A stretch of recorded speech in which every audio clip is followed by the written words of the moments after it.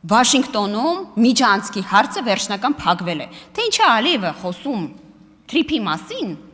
Զանգեզուրի մասին, ինձ ընդհանրապես չի հետաքրքրում։ Եթե Ադրբեջանի նախագահի ասածը չի հետաքրքրում իշխանական падգամավորին, գուցե նախագահի օգնականի ասածը հետաքրքրի։ Հաջիևն ասում է, այսպես կոչված Զանգեզուրի միջանցքի բացումը շուտով լինելու է։ İnşallah görəcəyik, yəni Azərbaycan artıq burada öz Բաքուն գրեթե ավարտել է Զանգեզուրի միջանցքի համար անհրաժեշտ ենթակառուցվածքների շինարարությունը։ Ավարտական փուլում են Զանգելան հասնող ավտոմոբիլային եւ երկաթուղային ճանապարհները, իսկ Նախիջևանի երկաթուղին արդեն վերականգնվել է։ Թուրքիան իր հերթին Կարսից դեպի Իգդիր նոր երկաթգիծ է կառուցում։ Եթե Զանգեզուրի միջանցքը բացվի, Ստամբուլից Բաքու հնարավոր կլինի հասնել ավտոմեքենայով կամ գնացքով։ Դա այդքան էլ հեռու հեռանկար չէ, ակտիվ դիվանագիտական աշխատանքն ու ենթակառուցվածքների շինարարությունը շարունակվում են։ Կողմերից մեկը, Ադրբեջանը, Հայաստանով անցնող ճանապարհը կոչում է միջանցք։ Հայաստանի իշխանությունն ասում է՝ չկա միջանցք։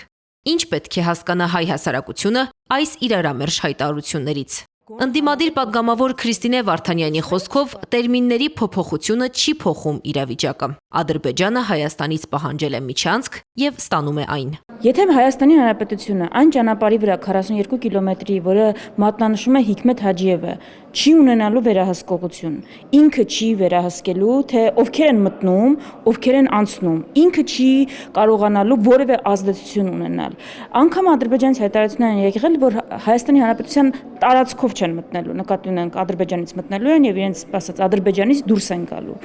Այս պարագայում, եթե դա միջանցք չի,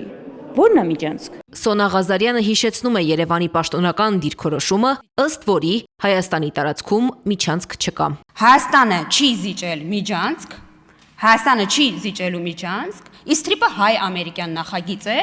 եւ էական չէ, Ադրբեջանն այս մասին ինչ է խոսում։ Ինքնիշխանության զիջումը կա, այլ ռեժիմ, քան քո տարածքի այլ ճանապարհներում է կա, դու այդտեղ վերահսկողության սահմանափակում ունես, բայց միջանցք չի, բայց ո՞րն է միջանցք համարվում։ Հիկմեթ Հաջիևը CNN թուրք հեռուստաալիքին տված հարցազրույցում վստահություն է հայտնել, որ Թուրքիան շարունակում է Կարսից նոր երկաթուղային գծի կառուցումը, իսկ Հայաստանը Միացյալ Նահանգների հետ համատեղ պարտավորվել է կառուցել իր խոսքով միջանցքի 42 կիլոմետրանոց հատվածը։ Ադրբեջանից հնչող մեսիջներն ապացուցում են, պայմանավորվածությունները չեն պահվում անգամ տերմինների գործածման հարցում։ Գառնիկ Դավթյանն է ուշադրություն հրավիրում։ Նպատակ ունեցող քաղաքական քայլեր են, չի կարելի բացառել նաև այն հանգամանքը, որ եթե անգամ հիմա ես ուղղակի վարկած եմ առաջ քաշում, չհաստատելով իշխանական կողմի պնդումը, եթե կա անգամ այդ մասով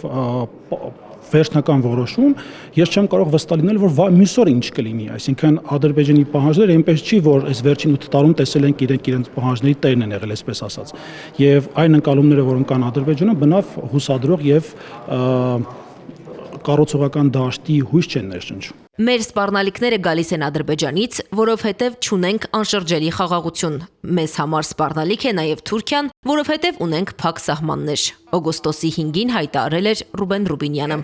Միանշանակ եւ աներկբայորեն սպառնալիք է Հայաստանի Հանրապետության անվտանգության։ Անձնական ձեռքբերում եմ համարում Ռուբեն Ռուբինյանի հայտարարությունները, որովհետև իշխող ուժի ներկայացուցիչները խուսափում էին այդ հայտարարությունները անելուց, չգիտեմ Ռուբինյանի մոտ էմոցիաներն, չգիտեմ ինչ է